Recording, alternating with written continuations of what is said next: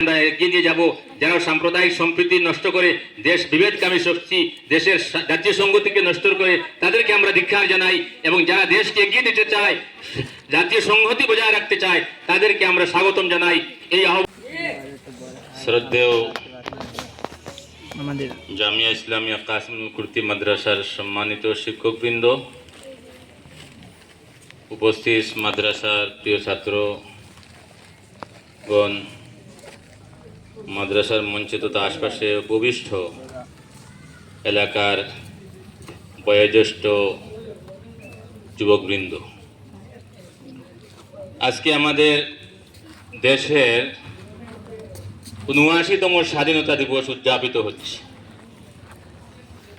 আজ থেকে প্রায় ৭৮ বছর, প্রায় ৭৯ বছর আগে এই দেশ পরাধীন ছিল, ব্রিটিশ শাসকদের অধীনে ছিল। সুদূর ইংল্যান্ড থেকে এসে তারা এই দেশকে শাসন করেছে। প্রথমে তারা এই দেশকে শাসক হিসাবে আসেনি, তারা এই দেশে ব্যবসার উদ্দেশ্যে এসেছিল। ১৬শ শতকের প্রথম দিকে সম্রাট জাহাঙ্গীরের কাছ থেকে এদেশে এসে অন্যান্য সংস্থাদের মতো ইস্ট ইন্ডিয়া কোম্পানি এসেছিল। তার আগে পর্তুগিজ বণিকরা এসেছিল এদেশে ব্যবসা করতে। তারা দক্ষিণাত্যে তথা দক্ষিণ ভারতে কিছুদিন তারা ব্যবসা বাণিজ্য করেছে। পরবর্তীতে ইস্ট ইন্ডিয়া কোম্পানি সুদূর ইংল্যান্ড থেকে ভারতে ব্যবসার উদ্দেশ্যে আসলো, এবং সম্রাট জাহাঙ্গীরের কাছ থেকে তারা এই সার্টিফিকেট তথা এই অনুমতিপত্র সংগ্রহ করে ফেলল যে তারা ভারতবর্ষে ব্যবসা বাণিজ্য করবে। তৎকালীন অন্যান্য পশ্চিমা দেশের যে সংস্থাগুলো ছিল, ব্যবসায়িকের দল ছিল, তারা কিন্তু ইস্ট ইন্ডিয়া কোম্পানির সাথে প্রতিযোগিতায় টিকতে পারেনি। এক এক করে তারা সবাই দেশ ছেড়ে চলে গেল, এবং একাকীভাবে ইস্ট ইন্ডিয়া কোম্পানি এই দেশে তাদের ব্যবসা চালিয়ে যেতে লাগলো। ভারতের ধন সম্পদ বিভিন্ন কিছু তারা দেখলো, এবং ভারতের তদানীন্তন রাজনৈতিক দুর্বলতা দেখে ধীরে ধীরে তারা ভারতের শাসন ক্ষেত্রেও তারা হস্তক্ষেপ আরম্ভ করলো। এই হস্তক্ষেপ আরম্ভ করতে করতে এমনকি ১৭৫৭ খ্রিস্টাব্দে যখন বঙ্গদেশের শেষ নবাব সিরাজউদ্দৌলার হাতে শাসন ক্ষমতা ছিল, এবং সিরাজউদ্দৌলার বিশ্বাসঘাতক সেনাবাহিনী, সর্বোচ্চ সেনাবাহিনী মীর জাফর বিশ্বাসঘাতকতা করল, এবং সিরাজউদ্দৌলার সৈন্যের সহিত এই ইস্ট ইন্ডিয়া কোম্পানির যুদ্ধ বাঁধল, এবং এর আগেও কিছু যুদ্ধ হয়েছে, সবগুলোতে তারা পরাজিত হয়েছে, কোনোটাতে পাওয়ার জয়ী হয়েছে। কিন্তু শেষ বাংলার স্বাধীন নবাব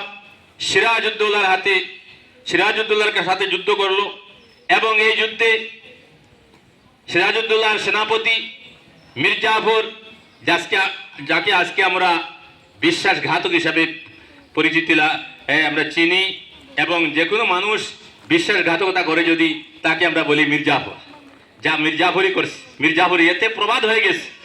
এই লোকটা সিরাজউদ্দৌলার অনুগত সৈন্য হয়ে লুবে পড়ে ইস্ট ইন্ডিয়া কোম্পানির কাছ থেকে কিছু লুবে পড়ে শেষ পর্যন্ত মেন প্রধান যে সময়ে যুদ্ধের সময় সেই সময় সে বসে গেল, যুদ্ধ করলো না, এবং সিরাজউদ্দৌলার সৈন্যবাহিনীর সাথে বিশ্বাসঘাতকতা করায় শেষ পর্যন্ত এই পলাশির প্রান্তরে মীর সিরাজউদ্দৌলার সৈন্যবাহিনী পরাস্ত হলো, এবং সেই দিনই ভারতবর্ষ তথা বাংলার স্বাধীনতা গর্ব হয়ে ইস্ট ইন্ডিয়া কোম্পানির হাতে সম্পূর্ণভাবে এই দেশের শাসনভার চলে গেল। তখন থেকেই ধীরে ধীরে ইস্ট ইন্ডিয়া কোম্পানি এই দেশে তাদের নেতা মন্ত্রী এবং আমলা এবং বড়লাট এদেরকে লন্ডন থেকে ব্রিটেন থেকে নিযুক্তি দিয়ে এনে এই দেশের শাসনভার গ্রহণ করলো। শাসন করে একের পর এক এই দেশের নাগরিকের উপর তারা অত্যাচার নির্যাতন চালালো। 1905 খ্রিস্টাব্দে বঙ্গভঙ্গ করে দিল। বঙ্গভঙ্গর বিরাট আন্দোলন হলো, সেই আন্দোলনেও ভারতীয় সৈন্য পরাস্ত হলো। এভাবে একের পর এক করে তারা অনেক দিন পর্যন্ত প্রায় 200 বছর যাবৎ এই দেশে তারা শাসন করলো। এই দেশের অর্থনীতি, এই দেশের বিশেষ করে সম্পদ, এই প্রাকৃতিক সম্পদ, খনিজ সম্পদ, এগুলাকে তারা শোষণ করে তারা ইংল্যান্ডে নিয়ে গেল এবং এই দেশকে প্রায় 200 বছর যাবৎ তারা শাসন করে এই দেশকে পরাধীন করে এই দেশের আপামর জনসাধারণের কোনো স্বাধীনতা ছিল না, কথা বলার স্বাধীনতা ছিল না। বিভিন্নভাবে ভারতবাসীকে তারা শোষণ করেছে, অর্থনৈতিকভাবে, রাজনৈতিকভাবে শোষণ করে। যে সময় 1803 সালে যখন তারা ঘোষণা করলো এই দেশ হলো বাদশাহ সালামতের এবং হুকুম হবে ইস্ট ইন্ডিয়া কোম্পানির, তখন আমাদের সুযোগ্য মনীষী হযরত মাওলানা আব্দুল আজিজ রহমতুল্লাহ বলেছিলেন, ফতোয়া দিলেন যে আজ থেকে পরিপূর্ণভাবে এই দেশ স্বাধীন পরাধীন হয়ে গেছে, দারুল ভর্ব হয়ে গেছে। এই দেশের শাসকবৃন্দের বিরুদ্ধে তথা ইস্ট ইন্ডিয়ার বিরুদ্ধে, ইংল্যান্ডের বিরুদ্ধে আমাদেরকে ঘোষণা করতে হবে, যুদ্ধ করতে হবে এবং যুদ্ধ করেই এই দেশকে রক্ষা করতে হবে। এই দেশের ধর্ম, কর্ম এবং এই দেশের স্বাধীনতা সবকিছু অর্জন করতে হবে। তারপর থেকেই একের পর এক যুদ্ধ হতে লাগলো। ক্ষুদ্র ছোট ছোট আকারে যুদ্ধ হলো এবং যুদ্ধ হয়ে অনেক যুদ্ধেই দেশবাসী পরাজিত হলো। 1857 সালেও যুদ্ধ হলো, যাকে সিপাহী বিদ্রোহ বলা হয়, যদিও সেখানে বেশিরভাগে সেনাবাহিনীর নেতৃত্বে ছিল বলে সিপাহী যুদ্ধ বলা হয়েছে, কিন্তু ভারতবাসী অনেক অংশগ্রহণ করেছিল। এভাবে পরাস্ত হলো, এই যুদ্ধে পরাস্ত হলো। কিছু মানুষের আমাদের বিশ্বাসঘাতকতা করেছে, তার বলার প্রয়োজন নাই এখানে। অনেকে বিশ্বাসঘাতকতা করার কারণে সেই দিনের যুদ্ধেও ভারতবাসী পরাস্ত হলো। এভাবে পরাস্ত হতে হতে অনেক নিপীড়ন, উৎপীড়ন, নির্যাতন সহ্য করে কি হলো, 1942 খ্রিস্টাব্দে আগস্ট বিপ্লব হলো গান্ধীজির নেতৃত্বে। এর আগে এই দেশের নেতৃত্বের মধ্যে আমাদের আবুল কালাম আজাদ রহমতুল্লাহ আলী এসেছেন, উনি কংগ্রেসের সভাপতি হয়েছেন। অনেক মনীষীরা এসেছেন। 1885 খ্রিস্টাব্দে কি হয়েছে, কংগ্রেস প্রতিষ্ঠিত হয়েছে।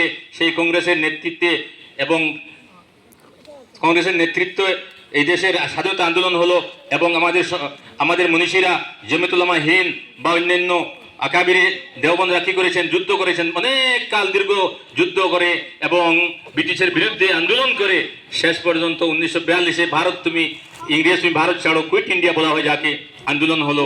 তারপরে আস্তে আস্তে ইংরেজ বুঝতে পারলো এই দেশে আর তাদের থাকা সম্ভব হবে না, এবং এরপর ধীরে ধীরে তারা ভারতের সম্পদকে করায়ত্ত করতে আরম্ভ করলো এবং শেষ পর্যন্ত বাধ্য হয়ে 1947 ইংরেজিতে এই দেশকে দ্বিখণ্ডিত করে পূর্ব পাকিস্তান এবং ভারতবর্ষ এই দুই নাম দিয়ে তারা দেশকে বিভাজিত করে দেশে সাম্প্রদায়িকতায় সৃষ্টি করে তারপরে তারা দেশ ছেড়ে চলে গেল। তখন থেকেই দেশ দ্বিখণ্ডিত হয়ে গেল। ভারত ইউনিয়ন বা ভারতবর্ষ, আরেকটা অংশ নাম হয়ে গেল পাকিস্তান, পরবর্তী যেটা পূর্ব পাকিস্তান নামে দ্বিখণ্ডিত আবার হয়ে গেছে। তো সেই দীর্ঘ 200 বছরের সময়ের মধ্যে হাজার হাজার লাখ লাখ মানুষ শহীদ হয়েছেন। ভারতবর্ষের আপামর জনসাধারণ, হিন্দু, মুসলমান, বৌদ্ধ, খ্রিস্টান, বিশেষ করে মুসলমানদের অবদান এই ভারতের ইতিহাসে অনেক বেশি। 1857 সালের সিপাহী বিদ্রোহের সময় প্রায় 57,000 উলামায়ে কেরামকে দিল্লির রাস্তায়, গাছে, কি গলিতে অলিতে ফাঁসি দেওয়া হয়েছে। 57,000 উলামায়ে কেরাম ছিলেন শুধু এই দিনেই। এছাড়া আরো অনেক হাজার হাজার উলামায়ে কেরাম শহীদ হয়েছেন, আপামর দেশবাসী শহীদ হয়েছেন।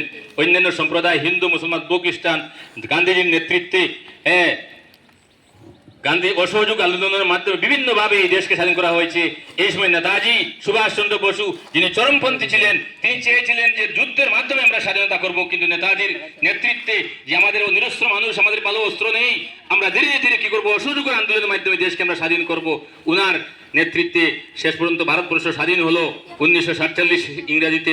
কিন্তু দুঃখের বিষয় যে ইন্দিরা গান্ধী, যে মোহনচাঁদ করমচাঁদ গান্ধী স্বাধীনতার নেতৃত্ব দিয়েছিলেন, সেই নেতাকে 1948 খ্রিস্টাব্দে নাথুরাম গোডসে তাকে গুলি করে হত্যা করলো। যারা আজকে সম্মানিত শেষের মধ্যে যাক, এই দেশের স্বাধীনতায় আমাদের অনেক মনীষীরা উলামায়ে কেরামরা শহীদ হয়ে গেছেন, তাদের নাম আজকে ইতিহাসের মধ্যে নেই, ইতিহাস থেকে বিকৃত করা হচ্ছে।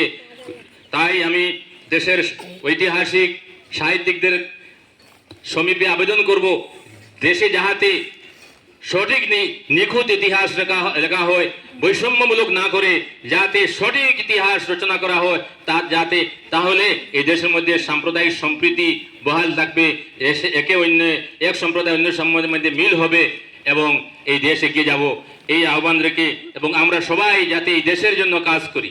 এই দেশের স্বাধীনতা যেভাবে আমাদের মনীষীরা এনেছেন, হিন্দু মুসলমান সবাই এনেছেন, আবুল কালাম আজাদ, তৈয়বজি, অনেকের নাম আছে আমাদের ইতিহাসে, এদের নাম আছে, হিন্দুরা অনেকের নাম আছে, অন্যান্য সম্প্রদায়ের আছে, সবাই মিলে স্বাধীনতা করেছেন। আজকে যাতে এই স্বাধীনতা অক্ষুণ্ণ থাকে, তাই আমরা সবাই মিলে দেশের জন্য কাজ করব, দেশ বিরোধী কোনো কাজে আমরা জড়িত হব না। আজকের দিনে আমরা শপথ নেব যে এই দেশকে আমরা এগিয়ে নিয়ে যাব। যারা সাম্প্রদায়িক সম্প্রীতি নষ্ট করে, দেশ বিভেদকামী শক্তি, দেশের জাতীয় সংহতিকে নষ্ট করে, তাদেরকে আমরা ধিক্কার জানাই এবং যারা দেশকে এগিয়ে নিতে চায়, জাতীয় সংহতি বজায় রাখতে চায়, তাদেরকে আমরা স্বাগতম জানাই। এই আহ্বান জেনে আমাদের ছাত্র এবং শিক্ষক সবাই সমীপে আমি আহ্বান জানিয়ে দেশের উন্নয়ন আমরা করব, দেশের বিরুদ্ধে কোনো কাজ করব না। যে সমস্ত যুব সম্প্রদায় বা যারা দেশ বিরোধী কোনো কাজে জড়িত হয়, তাদেরকে আমরা বুঝিয়েছি যে দেশের পক্ষে আনবো। এই দেশ আমাদের সবাই, এই দেশ হিন্দু মুসলমান বৌদ্ধ খ্রিস্টান সবাই এই দেশ যাতে উন্নতি হয়, দেশের উন্নতি হলে আমাদের সবাই উন্নতি হবে।